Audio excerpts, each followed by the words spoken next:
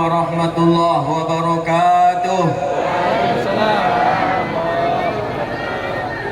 Alhamdulillahil wahibil atiyah, wassalatu wassalamu ala khairil bariyah, sayyidina wa nabiyyina wa habibina Muhammadin ibn Abdullah wa ala alihi wa sahbihi wa mawala.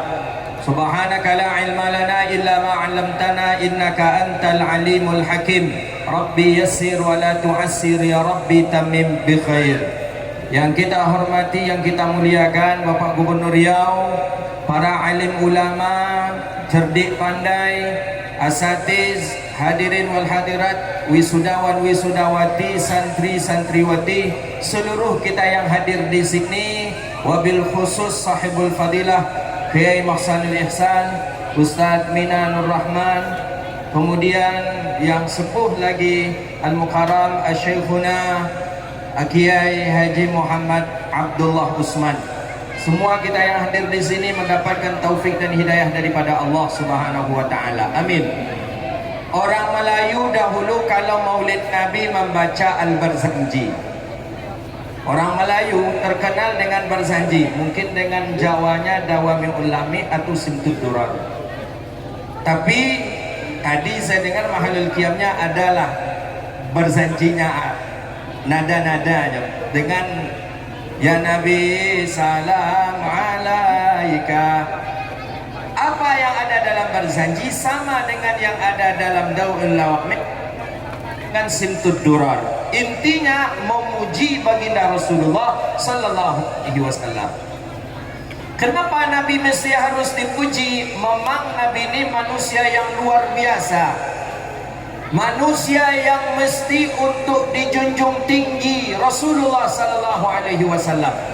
Hari ini ada orang yang menyepelekan Nabi Muhammad, katanya tak perlu maulid Nabi, tak perlu membaca Sayyidina Muhammad itu sama dengan kita, kata mereka. Ada, daerah kami sana ada itu. Kalau daerah sini mungkin tak ada. Muhammad menikah, kita menikah, kata dia. Muhammad punya anak, kita punya anak. Muhammad sakit, kita sakit. Jadi sama kita dengan Muhammad, tak perlu harus dimuliakan, kata mereka. Yang saya tanya, Muhammad yang mana yang sama dengan kita ya? Muhammad yang jual cabai di pasar itu mungkin dia sama dengan kita. Kalau Muhammad Rasulullah jauh lebih mulia Nabi dengan kita sallallahu alaihi wasallam. Nabi mulia, pertama Nabi mulia dari sisi nasab, keturunan Nabi mulia. Apa kemuliaan Nabi Muhammad sallallahu alaihi wasallam? Ibu bapak Nabi tak pernah melakukan maksiat laumata laim walaupun sekejap. Maka dalam Rawi Al-Barzanji itu kan disebutkan itu, fa akrim bihi min nasabin taharahu Allah ta'ala min sifahil jahiliyah. Awrada Zainul Iraqi waridahu fi mawridihil haniyyi wa rawah. Nabi, nasab Nabi Allah jaga, tak pernah melakukan perangai seperti perangai jahiliyah. Ayah Nabi Allah jaga, ibu Nabi Allah jaga. Maka menurut akidah kita Ahlus Sunnah wal Jamaah, ayah dan ibu Nabi masuk surga. Pegang erat-erat pemahaman itu. Ini yang berbeda dengan pemahaman Wahabi Salafi. Apa ya? Mereka mengatakan apa? Ayah mak Nabi masuk neraka. Tengok ceramah Ustaz Wahabi di YouTube. Buka di YouTube ceramahnya Ustaz Wahabi. Dia bilang ayah mak Nabi masuk neraka. Kenapa? Karena ayah Nabi belum beriman dengan Nabi, mak Nabi belum beriman dengan Nabi, dan ayah dan ibu Nabi sudah meninggal dunia. Dia tak faham ayat Allah sudah menjelaskan dalam Al-Quran membela ayah dan ibu Nabi. Apa bunyi ayatnya? Wa ma kunna mu'adzibina hatta nab'atha rasula. Nah, yang hafal 20 juz tadi tunjuk tangan. Yang hafal 20 juz. Tak ada. Yang hafal 30 juz yang mumtaz tadi mana? Mana yang mumtaz? Tak ada. Tadi ada mumtaz. Sekarang sudah baca ayat tak ada yang mumtaz. Ada mumtaz, ada jidan. Saya ingat waktu di Mesir Ingat betul tuh, jahit jidan tuh susah carinya itu, tak tidur siang malam itu untuk cari jahit jidan itu. Apalagi untuk mumtaz. Mana yang mumtaz? Mumtaz. Ayat yang saya baca tadi dalam surah apa? Wa ma kunna mu'adzibina hatta nab'atha rasula. Sebelumnya, la taziru waziratun wizra ukhra. Sebelumnya, surat apa? Hah? Surah Al-Isra, betul. Ayat berapa? Hah? Biar saya kasih mahkota pula. Ayat berapa? Ini harus tahu kita dalil. Di sini kita sering diuji oleh orang-orang sebelah sana. Dikira amalan kita ini tak ada dalil. Ada dalil kok. Dikira kunut tak ada dalil. Dikira baca bismillah jahar tak ada dalil. Zikir jahar tak ada dalil. Enak aja mereka bilang tak ada dalil. Ada satu di Kampar ada ustaz, inilah menandakan Imam Syafi'i itu lemah dalam bidang hadis, kata dia. Enak mulutnya ngomong. Tak tahu dia murid Imam Syafi'i itu namanya Imam Ahmad bin Hanbal. Imam Ahmad bin Hanbal itu hafal hadis alfa ahadis, 1.000.000 hadis. Itu murid, bagaimana gurunya kira-kira? Maka oleh karena itu, ini dalil, ingat dalil itu. Kalau ada mereka mengatakan ayah mak Nabi masuk neraka, bacakan surah Isra ayat 15. Wa ma kunna mu'adzibina hatta nab'atha rasula. Artinya tidak akan diazab suatu kaum sampai diturunkan rasul ke dalam kaum itu. Ayah Nabi meninggal dunia, Nabi sudah menjadi rasul? Belum. Mak Nabi sudah meninggal dunia, Nabi sudah menjadi rasul? Belum. Maka zaman itu disebut dengan zaman ahli fatrah. Itu akidah kita ahlus sunnah wal jamaah. Pegang erat-erat. Ini hati-hati kita ini. Banyak betul virus sekarang. Mereka tak lagi adab dengan Rasulullah, tapi mereka katakan sunnah-sunnah, tapi justru mereka tidak ada lagi akhlak dengan baginda Nabi sallallahu alaihi wasallam. Nabi dari kecil dah nampak dah, terbayang siapanya Rasulullah sallallahu alaihi wasallam ini. Dalam rawi yang kedua disebutkan itu, walamma tamma min hamlihi shahrani ala mashhuril aqwalil marwiyah tuwfiya bil madinatil munawwarati abuhu Abdullah. Nabi 2 bulan dalam perut ibu, ayah sudah meninggal dunia. Nabi lahir dalam keadaan yatim. 2 bulan dalam kandungan ibu. Tak tahu Nabi macam mana ayahnya.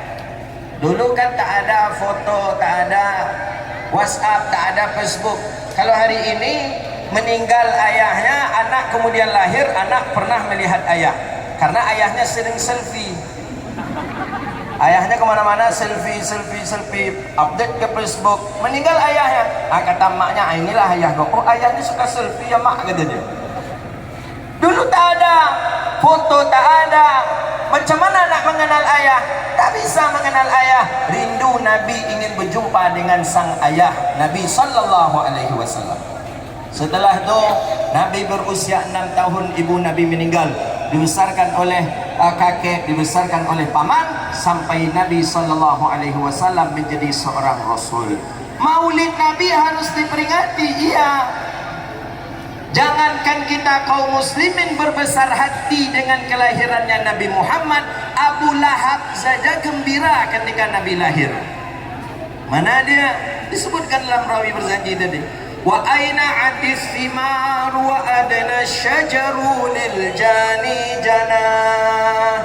Kemudian wa kullu sabbin li hububin nasibin sibah wa nataqat bihamlihi kullu dabbatin bifisahil al-sunil arabiyah. Ketika Nabi lahir, pohon yang tak berbuah langsung berbuah.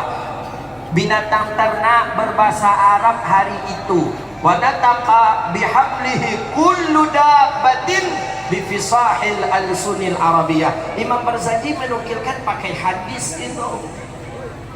Bayangkan Abu Lahab pagi itu bangun, pergi ke belakang rumah. Abu Lahab di belakang rumah ada 10 pohon kurma, tak berbuah, tak mau berbuah. Ketika Abu Lahab ke belakang rumah, tengok pohon kurma berbuah ke 10 batangnya. Gembira hati Abu Lahab. Pergi ke kandang. Di kandang ada kuda dan ada onta. Natakallam bil laghatil arabiyyah. Onta dan kuda tadi saling berbahasa dengan bahasa Arab. Itu Imam Barzanji mengatakan dalam Rawi Barzanji. Wa nataqat bihamdihi kullu dabbatin bi fisahil alsunil arabiyyah. Maka kalau ada yang belum pandai bahasa Arab hari ini, kalah sama ontanya Abu Lahab. Onta Abu Lahab, onta Abu Jahal itu pandai di bahasa Arab. Hari Senin ketika Nabi lahir, senang hati Abu Lahab. Datang Abu Lahab kepada Rasulullah sallallahu alaihi wasallam. Datang kepada paman kakek Nabi yang bernama Abdul Muttalib. Ya Abdul Muttalib, ada apa, kejadian apa ini? Kata Abdul Muttalib, aku menunggu detik-detik kelahiran cucuku, kata Abdul Muttalib. Datanglah Ummu Aiman datang ke Abu Talib, Abdul Muttalib, memberi kabar gembira bahwa cucunya lahir. Langsung digendong Nabi Muhammad oleh sang kakek, dibawa masuk ke dalam Ka'bah. Itu mula asalnya kenapa Nabi mencintai Ka'bah, karena Nabi baru lahir dibawa kakek masuk ke dalam Ka'bah. Abu Lahab langsung pulang ke rumah, berjumpa dengan budak yang bernama Suwaibatul Aslamiyah. Langsung dimerdekakannya budaknya, saking gembiranya hatinya. Maka kalau ingin minta sesuatu, gembirakan dulu hati orang, insya Allah dapat.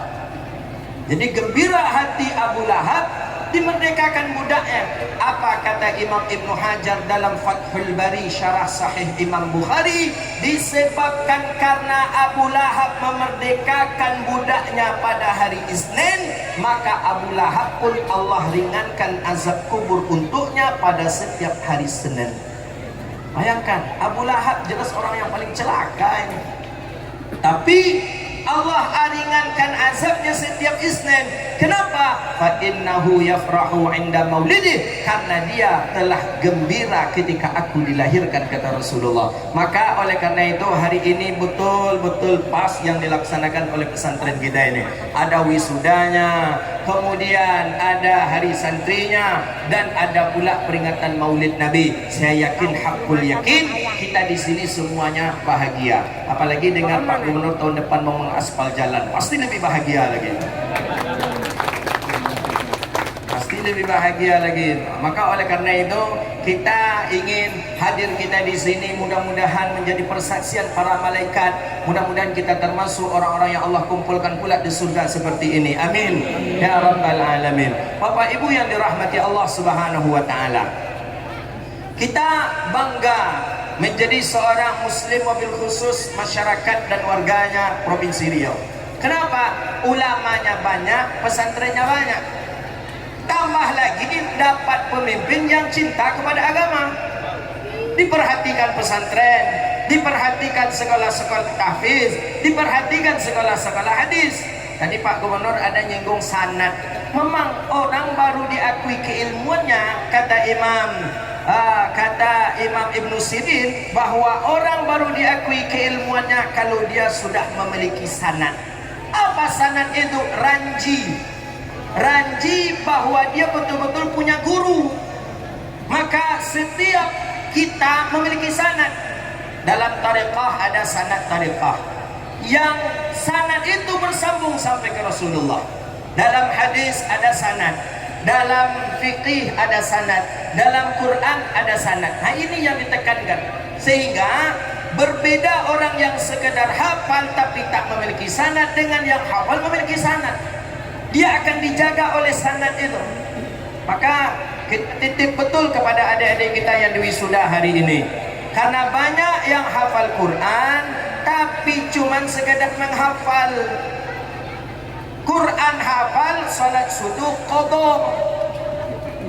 Quran hafal, salat subuh langsung dengan duha. Niatnya usalli sunnatas subha, subuh dan duha. Kunutnya dijemur jam 8. Kita harus bagaimana cara menjaga Quran dengan sanad. Kita amalkan. Banyak curhat ibu-ibu orang tua, Ustaz, anak saya sudah punya hafalan 5 juz, tapi nyuruh salat mesti marah-marah dulu. Ada. Ustaz, anak saya dah hafal 30 juz. Saya punya teman dulu waktu di Mesir, di Indonesia dia sudah hafal 30, boleh ke Mesir. Sampai di Mesir untuk membangunkan subuhnya kita capek juga. Maka ingat yang diwisuda hari ini, antum hamilul Quran. Antum adalah orang yang pilihan Allah. Antum orang yang selalu diperhatikan khusus oleh Allah. Maka jangan kecewakan Allah. Nah, itu gunanya sanad tadi. Dengan sanad kita dijaga. Ada sanad, ada. Kita dalam mazhab Syafi'i saja punya sanad. Maka kalau ada orang bilang mazhab Syafi'i itu tak ada sampai sanadnya ke Rasulullah, itu kan pendapat Imam Syafi'i. Saya enggak, pendapat Imam Syafi'i itu pendapat Rasulullah. Mana bukti? Dari sanad itulah kita memiliki sanad. Imam Syafi'i mengatakan kunut subuh sunnah, ada dalil hadisnya. Jangan kira itu bid'ah pula. Ada orang kunut subuh tak sunnah, bid'ah gitu. Karena Nabi tak pernah kunut subuh. Tengok hadis riwayat Sayyidina Anas bin Malik, Nabi SAW yaqnutu fi salatil fajri hatta faragat anid dunya. Imam Nawawi, Imam Ibnu Hajar mengatakan kunut subuh hukumnya sunnah, hadisnya sahih, riwayat Sayyidina Anas bin Malik. Tak pernah Nabi meninggalkan kunut subuh. Apalagi zikir jahar, doa bersama, seperti itu juga terus. Amalan yang kita amalkan itulah amalan yang muktabarah. Maka oleh karena itu kita berharap pesantren hari ini ramai, banyak, tapi juga ada pesantren yang justru di dalamnya untuk memecah belah dan mengkafirkan saudara muslim. Tak usahlah kita sebut pesantrennya mana. Nama pesantren Syafi'i, tapi isi pesantrennya berlawan dengan mazhab Syafi'i. Itu apa namanya itu? Bohong. Tapi banyak juga orang kita yang kena kibul dibuatnya, kena prank kalau bahasa sekarang. Pesantren dibuat pondok pesantren Imam Nawawi, ternyata isinya mengkafirkan Imam Nawawi, menyalahi Imam Nawawi. Kata Imam Nawawi, usolli salat itu sunnah dijaharkan. Menurut mereka bid'ah. Kata Imam Nawawi, salat tarawih 20, kata mereka 8. Kata Imam Nawawi, dianjurkan ziarah ke kubur Nabi dan bertawasul, kata mereka haram, bid'ah. Jadi buat nama pesantren ulama ahlu sunnah wal jamaah, tapi isinya ahli bid'ah. Ini ada nih menjelang ke Pelalawan tadi kan lewat situ tuh saya tengok. Tapi isinya kacau. Kenapa mereka membuat nama dengan nama syekh kita? Karena syekh mereka tak laku. Tak ada mereka berani membuat pondok pesantren Albani. Tak ada. Pondok pesantren Muhammad bin Abdul Wahab. Tak berani mereka. Pondok pesantren Ibnu Taimiyah. Kenapa buat pondok pesantren Imam Syafi'i? Karena Imam Syafi'i ajarannya benar. Kenapa buat pondok pesantren Imam Nawawi? Karena Imam Nawawi diterima oleh seluruh golongan. Cuman sayangnya Nawawi mereka tak Nawawi yang asli, palsu. Sampaikan kepada famili keluarga kita, bahaya ini. Ketika ada orang meninggal dunia tak dibacakan talqin, tak boleh baca yasin. Ini bermasalah ini. Maka oleh karena itu Bapak Ibu yang dirahmati Allah, anak-anak yang sudah Allah takdirkan masuk ke pondok, anak yang sudah Allah takdir masuk ke pesantren, berarti itu tanda Allah menginginkan Bapak Ibu masuk ke dalam surga Allah Subhanahu wa taala. Maka oleh karena itu berdoa, bantu anak dengan doa. Dimasukkan anak ke pesantren, kemudian dalam tahajud doakan anak kepada Allah. Ya Allah, faqihkanlah anak kami ya Allah. Mudahkan dia menghafal Quran, mudahkan dia menerima ilmu ya Allah. Jadikanlah anak-anak kami orang-orang yang selalu membanggakan orang tuanya dan membanggakan Rasulullah Muhammadun sallallahu alaihi wasallam. Itulah kajian kita. Sebenarnya saya nak berlama, tapi anak-anak di depan ini kasihan kita. Orang hafal Quran masa kita jemur kualat kita nanti apa-apa.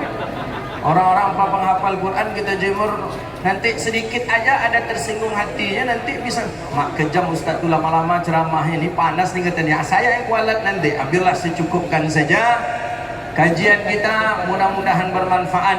dan mohon maaf atas segala kesalahan dan kekurangan. Terima kasih. InsyaAllah kita akan Allah pertemukan kembali di dunia atau di akhirat, dan tentunya kita menginginkan di surganya Allah Subhanahu wa taala, masuk ke dalam babul khusus, yaitu min ahlul Qur'an wa khasatuh. Itu kajian kita. Mohon maaf atas segala kesalahan. Terima kasih atas segala perhatian. Subhanakallahumma wa bihamdika asyhadu an la ilaha illa anta astaghfiruka wa atubu ilaih. Wa sallallahu ala sayyidina wa maulana Muhammadin wa ala alihi wa sahbihi ajma'in. Wassalamualaikum warahmatullahi wabarakatuh.